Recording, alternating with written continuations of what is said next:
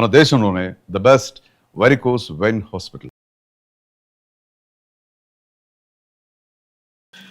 So అందుకే ఈ సినిమాకి మనం ప్రకాష్ రాజ్ కాకుండా ఎవరిని ఊహించుకోలేకపోయాం. ఆ డిక్షన్తో సహా డైలాగ్ చదివి చెప్పేటప్పుడు ఓకే ఆర్టిస్ట్ మీతో కాదు కానీ ఇతను ఫిక్స్ అయిపోయాడు. సో అందులో 22 సీన్స్ ప్రకాష్ రాజ్ కాకుండా ఎవరిని ఊహించుకోలేదు. 22 సీన్స్ గుర్తుంది నాకు. నేను అన్ని ఏంటంటే నేను సెట్లో ఫస్ట్ మీరు హౌస్ సెట్ వేసిన తర్వాత అప్పుడు వెళ్ళి లొకేషన్ చూసి వచ్చారు, వచ్చి చెప్పారు నాకు అక్కడ హౌస్ అవుట్డోర్లో వేద్దాం అనుకుంటున్నాం అది ఇది అని. ఇది నానక్రామ్ కూడా వేసిన తర్వాత అప్పుడు అదే సెట్లో ప్రకాష్ రాజ్ వచ్చిన ఫస్ట్ డే నేనే కూర్చుని మొత్తం ఆ 22 సీన్స్ నేరేట్ చేస్తుంటే అతను తన హ్యాండ్ రైటింగ్తో రాసుకున్నాడు. అప్పుడు ఇంకా తెలుగు రాదు కానీ కన్నడలో రాసుకున్నాడు ఆయన మొత్తం అన్ని సీన్స్. గుర్తుంది నాకు, 22 సీన్స్ రాశాడు మొత్తం. అలాగే నాకు అది కూడా గుర్తు. నేను సుహాసిని గారితో సీన్ చేస్తుంటే వస్తే మీరు ఆ డైలాగ్ చెప్పారు, మంచివాడ చెడ్డవాడ అంటే కాదు మణిరత్నం. నాకు అంటే అందులో నేను రాసిన డైలాగ్ ఏంటంటే అసలు మంచివాడ చెడ్డవాడ కాదు మొగుడు అంతే ఉంటుంది. దానికి మీరు మంచివాడ చెడ్డవాడ అంటే కింద ఇద్దరు మెట్ల మీద పైన తీస్తున్నారు మణిరత్నం అన్నట్టు. నేను గట్టిగా నవ్వు వస్తే బయటికి వెళ్ళిపోయాను. Fantastic travel. ఇంకా తర్వాత శాస్త్రి గారి గురించి చెప్పాలంటే ఎంత చెప్పినా తక్కువే. నాకు బాగా గుర్తు ఏంటంటే మీరు నాకు మద్రాసు నుంచి ఫోన్ చేశారు, ఏది ఆయన ఆ పాట రాశారు, ఏది ఊనవుచారు. అందులో నాకు బాగా నచ్చింది. అందులో అది ఏది పట్టపగలు ఎవరైనా రాత్రిని చూస్తారా, ఆ కురులు చూపిస్తే కాదనక చస్తారా. అసలు ఆయన దీన్ని పడ్డ ప్రసంగా అంటే అన్నిటికీ అట్లాగే పడతాడు. ఇది ఈ పాట రాసి ఇది తీసుకుని ఊటీ వెళ్ళి షూట్ చేయాలి. ఎక్కడ న్యూజిలాండ్ నుంచి వచ్చాము, నాన్ స్టాప్ అంతా వర్క్ అంతా. సో అవతల శంకర్ మాధవన్ వచ్చాడు కోటి స్టూడియోకి. నేను చెప్పి ఒత్తిడి చేయలేను. అల్టిమేట్గా మనం అందరం కోరుకునేది మంచి పాట రావాలి కానీ పాట రావాలని కాదు. ఏం చేయాలి, ఓకే పాట ఆపేయాల్సి వస్తుంది, రకరకాలుగా ఉంటుంది. అరే ఆగా వచ్చింది అది బిగిన్ చేసి అప్పుడు వరుస సరే పద బయలుదేరతాం అని పల్లవి బిగిన్ చేసి కార్లో రాసుకుంటూ వెళ్ళి నీకు అందులో పల్లవులు మొత్తం ఉండవు. అది ఎక్కడ మిస్ప్లేస్ అయింది. అదే ఆ కురులు చీకటిలో చిక్కుకుని అని, ఆ కురుల చీకటిలో చిక్కుకుని ఉంది. యాక్చువల్గా తర్వాత కంప్లీట్ చేస్తారు, ఆ కురులు చూపిస్తే కాదనక చేస్తారు. బెస్ట్ పార్ట్ ఏంటంటే ఆయన రాసే ప్రతి లైన్కి మనం ఫాలో అవుతూ ఉండేవాడు. అల్టిమేట్గా తీసుకొచ్చి దీని పాట అని అంటాం కాదు. ఒక్క లైన్ రాసిన దానికి అసలు ఎక్సైట్ అయిపోయాడు. ఒక్కొక్క రోజు ఒక్క లైనే అంతే. తను చాలా రకరకాలు రాసి అక్కడ పెట్టేవాడు. ఇటు అని బాగుంది కదా, వాళ్ళు చేయడం బాగుంది కదా, తీసుకు రాదు గాలిపటం కాకనా అందా అది ఈ మాట చాలు, ఇది అయిపోయింది. చరణం అయిపోతే అప్పుడు పలవకి వెళ్ళటం ఫస్ట్ చరణం కంప్లీట్ చేశాడు. గాలిపటం కాకనా అందా రాసి అది నా రైటింగ్. చాలా నోస్టాల్జిక్ ఉంది ఇది వెనక్కి వెళ్తుంటే అసలు. నాకు మొన్న సూర్యేశ్వర తీసుకొచ్చి ఇస్తే ఈ పట్టుకున్నప్పుడు శాస్త్రి చెట్టు పట్టుకుని కాగితాలు కదా, అండర్స్టాండ్ ద ఫీలింగ్ అని ఇమీడియట్ గా అతను హగ్ చేసుకుని వెరీ వెరీ ఇమోషనల్. తొందరపడ్డాడు. పాటలు ఇటుకి ఇచ్చాడు కానీ మనిషి ఇట్లకి వెళ్ళిపోయాడు. ఈ సినిమా ఎంత గొప్పగా రావడానికి మనకు వెంకటేష్ కూడా తన contribution as an artist was extremely good. ఆయన అలా ప్రతి సీను ఏమంటారు మీకు గుర్తుంది కదా, మొత్తం డైలాగ్ అయిపోయిన తర్వాత ఫుల్ రీడింగ్ ఇస్తే 2-3 సార్లు రీడింగ్ తీసుకున్నాడు.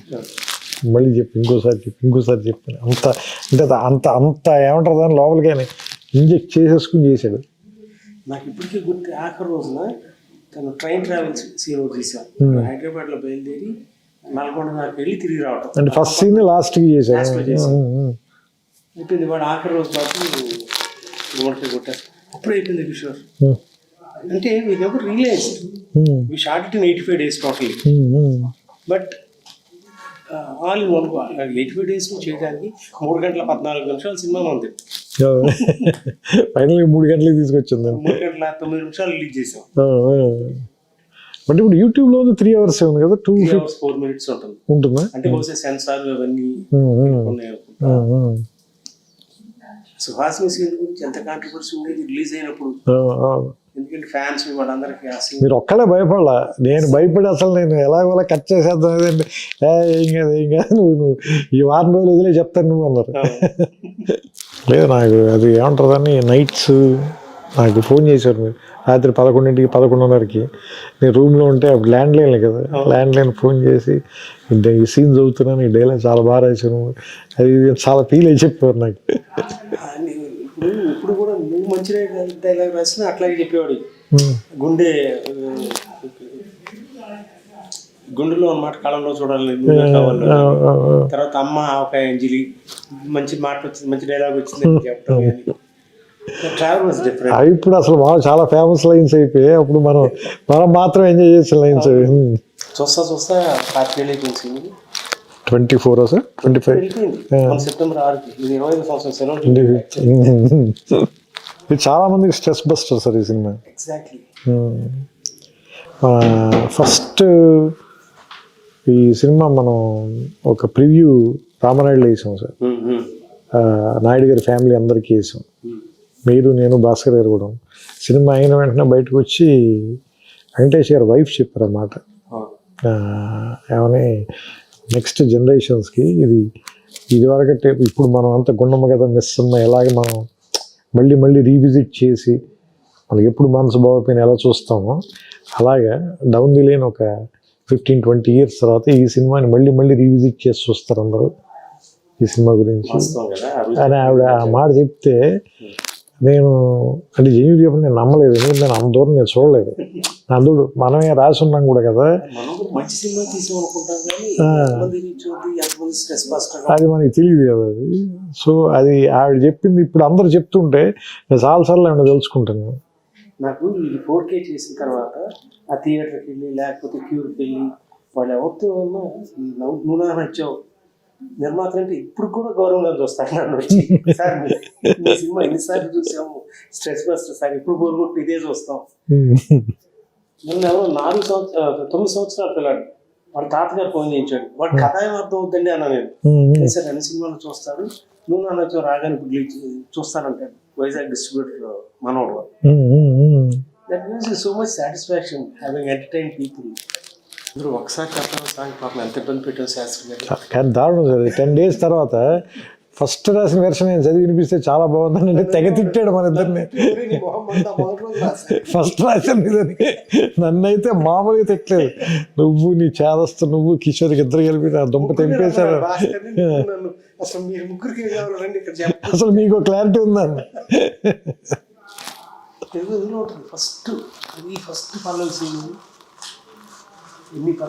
నాకు గుర్తుంది ఫస్ట్ పల్లవి ఏది ఉంటుంది, ఒక్కసారి చెప్పలేవా? ఇది పైన ఉంది సార్, ఒక్కసారి చెప్పలేదు. ఫస్ట్ అదే ఫస్ట్ పల్లవి కాపీ చేసింది తను రాసిన డేట్లు, ఇది ఫస్ట్ పల్లవి ఒక్కసారి అయిపోయింది కదరా, ఫస్టే రాసే కదా ఎదురుగానే ఉంటుంది అంటే సినిమా కథ మొత్తం ఇందులో ఉంటుంది. ఫస్ట్ చూడండి సార్ 4 లైన్లు అవే ఉన్నాయి. చెంత చేరి పంచుకోవా ఆశని శ్వాసని, మన గుండె గుప్పెడంతా తన ఊహ ఉప్పినంత, ఉదిగుండ మనకే వదిలేయమంటూ బతిమాలుతున్నవే. ఆ 4 lines వాడాం సినిమాలో కూడా. అన్యాయం కదా సరే 10 days మళ్ళీ 10 days తర్వాత మళ్ళీ అక్కడికి వచ్చి. బెస్ట్ పార్ట్ ఏంటంటే again not to say anything about anybody, ఆయన రాసిన ప్రతి పాట 4-5 సీన్లు కలిపి అందులో చెప్పాల్సిన సారాంశం అందులో ఉంటుంది మనకి, లేకపోతే కథలో సారాంశం కానీ. అండ్ మీరు మొన్న అన్నారు చూసారా, పాట అక్కర్లేదని చెప్పే పాటలు తెచ్చేది ఆయన ఒక్కడే సార్. అని పాట రాస్తే డబ్బులు వస్తాయి కదా, కానీ ఆయన అలా కాదు, ఇక్కడ పాట పడదండి. అవును, 4 రోజులు నా పాట రాయడానికి కేటాయించి నేను షూటింగ్కి అన్ని ఏర్పాట్లు చేసేసుకున్నాను, నువ్వు పాట రాసేసి మిక్స్ చేసి షూట్ చేయగలను. సరే వెళ్ళిపోమన్నాడు ఆ రోజు. అన్నయ్య ఉన్నాడు తర్వాత నేను ఫోన్ చేశాను, సార్ రా పాట అవసరం లేదు రావు, చాలా బాగుంది కదా చూడు అంత బాగుంది చూడండి, నేను రాస్తాను సినిమాలో ఉండదు, దీంట్లో ఇది మిస్సింగ్, ఈ రెలవెన్స్ లేదు ఇక్కడ, it's not needed for the film అంటే నేను Tirumala Kishore thank you sir అని వచ్చేసి అయినా హీ టుక్ ఇట్ వెరీ చాలా ఒక సీక్రెట్ ప్రొఫెషనల్గా తీసుకున్నాడు ఆయన. చాలామంది సీరియస్గా అంటారు కదా, లేదు సీరియస్గా కూడా కాదు, అది చాలా డివైన్ ప్రొఫెషన్ లాగా తీసుకున్నాను. ఒక్క విషయం, మన కోసం ఇప్పుడు పాట రాయాలి, మనం తృప్తి చెందితే మాకు ఇవ్వడం, మనం పట్టుకెళ్ళడం కుదరదు, ఆ ఇంటికి రాదు, బయటికి పేపర్ రాదు. రాస్తా పాడి నా ఇంకా చూసేవాడు, నాకు తెలుస్తుందిలే అని చెప్పి అమ్మటే పేజ్ మార్చేవాడు. సో దాదాపు మేము ఇద్దరం కలిపి 400 రాత్రులు గడుపుకుంటాం. అంటే 89 పాటలు, ప్రతి పాటకి ప్రతిరోజు రాత్రి ఆయనతో ఉండాల్సింది.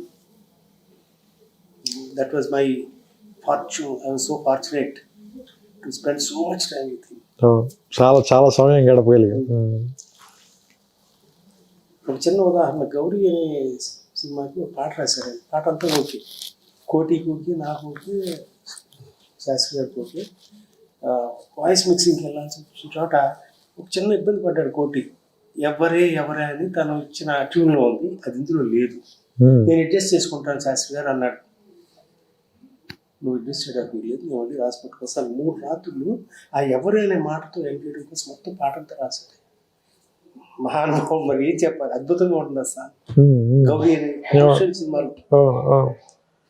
అలాగే అది కూడా నువ్వే కావాలి, కళ్ళలో కళ్ళు పిడిచో చాలా, దానికి ఎక్కువ రోజులు అని రాసిన పాట అది. మిగతావన్నీ చాలా ఫాస్ట్గా రాశారు, మిగతావన్నీ మద్రాసులో రాశారు. మరి సినిమా అంతా చెప్పాలి కదా, ట్యూన్స్ అన్నీ అయిపోయినాయి అప్పటికి. ఇది మనం వేరే క్లైమాక్స్ రకరకాలుగా అనుకున్నాం. అవును, 35 days కొట్టుకుని చివరికి మీరు విజయం సాధించే. అంటే నాకు వేమూరి సత్యనారాయణ, పైకి రంగా గారు వీళ్ళందరూ స్టార్ వర్డ్స్ కదా, వాళ్ళు వచ్చి నన్ను వేధించేవాడు. నీకు అర్థం కావట్లేదు, యూత్ సినిమా చేస్తున్నావు కరెక్టే, బట్ ఎల్డర్లీ పీపుల్ కూడా రావాలంటే ఇది కావాలి కదా అని. నేను 2 minds, నువ్వు చెప్పినప్పుడు చాలా అద్భుతంగా నచ్చింది నాకు, అంటే చాలా యూత్ఫుల్గా ఉందని. బట్ ఈ సెక్షన్ ఆఫ్ ఆడియన్స్ కానీ అదేనంటే మనం, అంటే నేను ఎందుకు కన్విన్స్ అయ్యానంటే మీరు చెప్పినప్పుడు మన సినిమా చూసి ఫస్ట్ బాగుంది అనుకున్న ఇన్సెప్షన్ పాయింట్ అదే కదా. దాన్ని మళ్ళీ ఇప్పుడు ఈరోజు ఎందుకు డిఫై చేస్తున్నాం అంటే ఈగో వల్ల, లేదా ఇంకేదైనా మనం క్రియేట్ చేయాలని మన క్రియేటివ్ ఈగో అనేది. బట్ అది కదా అసలు యాక్చువల్గా మనని అటువైపు పుల్ చేసింది, అసలు ఆ సినిమా చేయాలని మనం పుల్ చేసిన విషయం అదే కదా. మిగతా సినిమా అంతా మారుస్తున్నప్పుడు అసలు మీరు ఏ ఒక్క సీన్ అందులో మనం వాడలేదు, మీరు దేనికి అపోజ్ చేయలేదు, ఈ ఒక్కటే మాత్రమే యాజ్ ఇట్ ఈజ్ అలాగే ఉండాలని ఎందుకంటున్నాం. సో అది నాకు స్ట్రైక్ అయింది. అది స్ట్రైక్ అయిన తర్వాత నేను అప్పుడు భాస్కర్ గారితో చెప్తే ఆయన కూడా లేదు ఆయన వాదనలో నిజం ఉంది, మనం ఎంత టఫ్గా మాట్లాడినా సరే అని. అప్పుడు ఆ తర్వాత రోజు మళ్ళీ వచ్చి దానికి మార్చి మళ్ళీ రాసాము. అది ముందు బాలీవుడ్ కూడా పాడారు ఒక వెర్షన్, ఎంతవరకు గుర్తుంది, కళ్ళలోకి. నాకు గుర్తులేదు సార్, గుర్తులేదు. భాస్కర్ బాగుంటుంది అన్నాడు, భాస్కర్ ఫిమేల్ వాయిస్ అయితే బాగుంటుంది. చిత్ర గారితో బాగుంటుంది యాక్చువల్గా. నేనంటే నాకు అది విన్నట్టే గుర్తు, బాలు గారు విన్నట్టు గుర్తులేదు నాకు. తర్వాత ఇది చెన్నై నుంచి వచ్చింది, టేప్ రికార్డులో పెట్టుకొని క్యాసెట్ పెట్టి కళ్ళం నీళ్ళే. వాడు తరుణ్ కూడా వచ్చాడు, వాడు పడుకోట. శాస్త్రి గారు రాసిన మన పాటల్లో మాట గుమ్మ చెల్లి దగ్గర నుంచి ప్రతిదీ చిత్ర గారి పాట, స్రవంతి వాళ్ళ పాట కదా క్లైమాక్స్ సాంగ్స్. తర్వాత దిల్ రాజు కూడా అనేవాడు, భయ్యా నీకు మళ్ళీ అనే పాటలు మా చివరిలో లాస్ట్ సాంగ్. అదే ఆ సాంగ్ చాలా వాటికి ఇన్స్పిరేషన్ సార్. మీకు సంతోషంలో సాంగ్ కానీ చాలా వాటికి, అంటే అది ఒక వే పేవ్ చేసింది, అంటే ఆ సిచ్యుయేషన్ కానీ ఆ సాంగ్ కానీ చాలా వాటికి చాలా చాలా మంచి పాట రాశాడు ఆయన కూడా, బాగా రాశాడు. నేను కొంత తీయలేక నేను మన నాన్నగారికి చెప్పాను, సరే మీరు మ్యాజిక్ చేయాల్సిన ఏం చేయాలి నాకు తెలియట్లేదు అన్న. ఆయన రాసినంత బాగా తీయలేదు, నాకు అర్థమవుతుంది, మీరు కొంచెం పని చేయాలి దీంట్లో అంటే, సార్ నాకు వదిలిపెట్టండి అన్నది. అదే ఎక్కువ రోజులు ఎడిట్ చేశాడు ఆయన ఆ సాంగ్. అంటే స్రవంత్ అంటే పాటలు కదా బేసిక్గా, అది సినిమా అది యాక్చువల్గా. అంటే నేను చెన్నై ఫస్ట్ టైం లేడీస్ టైలర్కి వచ్చినప్పుడు నాకేదో ప్యాషన్తో రాలేసి, ఎవరో స్నేహితులు వాళ్ళందరికీ సినిమా తీయాలని కోరిక ఉండి ఒక అడ్మినిస్ట్రేటివ్ ఆఫీసర్ నేను, ఇతనైతే చేస్తాడు బాగా అనే ఉద్దేశంతో వచ్చి ఆ సినిమా అయ్యేటప్పటికి నాకు పరిచయం అయిన వ్యక్తులు ఒక సీతారాం శాస్త్రి గారు, ఒక తనిఖీల భరణి, హరి అన్మూరు, ఇళయరాజా గారితో పనిచేయటం, వంశీ లాంటి మనిషి, వేమూరి సత్య గారు. ఇది కదా క్రీమ్ ఆఫ్ ది ఇండస్ట్రీ. అంటే ఒక్కొక్క క్రాఫ్ట్లో ది బెస్ట్ పీపుల్తో అసోసియేట్ అయ్యి ట్రావెల్ చేసే అవకాశం. దీన్ని విడిచిపెట్టి ఎట్లా వెళ్తాను నేను? So I was so fortunate. I started following in love with the cinema. ఇంకా అప్పటి నుంచి ఇక ఇందాక నువ్వు వస్తున్నావు వెయిట్ చేస్తా, నువ్వే కావాలంటూ నా అప్పులు తీర్చుకున్నాను, నువ్వు నాకు నచ్చావుతూ ఇదిగో ఇప్పుడు ఉంటుంది నివాసం ప్లస్ salary. కానీ దానికి చాలా డబ్బు వచ్చింది, దాచుకుంటే 100 కోట్లు అయ్యేదేమో. కానీ ఇంకో సినిమా తీయడానికి డబ్బులు ఉంటే చాలా మా స్వప్నంతోనే చేశాను నేను. No regrets. సో మనకి నిజంగా మనకేం తెలుసు ఆ టైంకి అది ఫ్లో అవ్వాలంతే. నో మనం ఒక మీడియం సార్ అంతే, నాకు అదే అనిపిస్తుంది. అంటే ఏదో హ్యూమిలిటీతో ఏదో చెప్పడం కాదు, కానీ ఆ క్షణం వరకు మనకి నిజంగా ఏం తెలుసు. నువ్వు నా వచ్చావు ఎగ్జాక్ట్గా చెప్పాలంటే ఒక 1 month పాటు చాలా ప్రెషర్లో ఉన్నాను సార్. ఎందుకంటే టేక్ ఆఫ్ ముందు అసలు ఎలాంటి కథ చేయాలి అనే దానికి నేను మిమ్మల్ని విజయభాస్ గారిని ఇద్దరిని రెచ్చగొట్టేశాను. నేను వెంకటేష్ గారికి కథ చేసేస్తున్నానని చెప్పేశాను మీ ఇద్దరికి. మీరు మీ అనుభవం కొద్దీ పెద్ద ఎక్కువ ఆవేశపడకుండా సర్లేసి ఎక్కువ ప్రెషర్ ఫీల్ అవ్వడానికి take your time and do it, let us see ఎలా జరిగితే ఎలా జరుగుతుంది అన్నట్టు చెప్పారు మీరు. ఎందుకంటే మీరు అసలు ఒక్కసారి కూడా ఫోన్ చేసి ఎంతవరకు వచ్చిందని అడగల. ఎందుకంటే మీకు తెలుసు అడిగితే ఇంకా ప్రెషర్ ఫీల్ అయిపోతాడని. ఒక 30 days కూర్చున్నాను నేను భాస్కర్ గారు. రోజు రావటం, ఆయన ఇంట్లో కూర్చోవటం, లేదంటే నా రూమ్లో కూర్చోవటం, లేదంటే శ్రవంతి ఆఫీస్కి రావటం, కొమ్మం తింటాం, వెళ్ళి పడుకోవటం తప్ప అసలు ఏమి అసలు ఒక 20 days 30 days అయితే ఏమీ రాలేదు sir. Nothing was in my mind. And for more videos, Please subscribe to iDream. Please subscribe to iDream. Please subscribe iDream. And please subscribe to iDream. For more videos, subscribe to iDream. please like, share and subscribe to the channel. Congratulations, iDream. Subscribe to iDream. Subscribe to iDream. So subscribe to iDream Media. iDream team అందరికి huge congratulations. Please subscribe iDream Media. Please subscribe to iDream. Subscribe iDream. Please subscribe to iDream. iDream అంటే నా కళల channel subscribe చేసుకున్న నోరు తిరుగుతలేదు, మీరైతే గంట గుర్తు కొట్టండి. For more such videos, please subscribe to iDream. Subscribe to iDream. Please subscribe to iDream. Please subscribe iDream Media. Please do subscribe to iDream. Please subscribe to iDream Media. For best entertainment and information, please subscribe iDream. And don't forget to subscribe to iDream.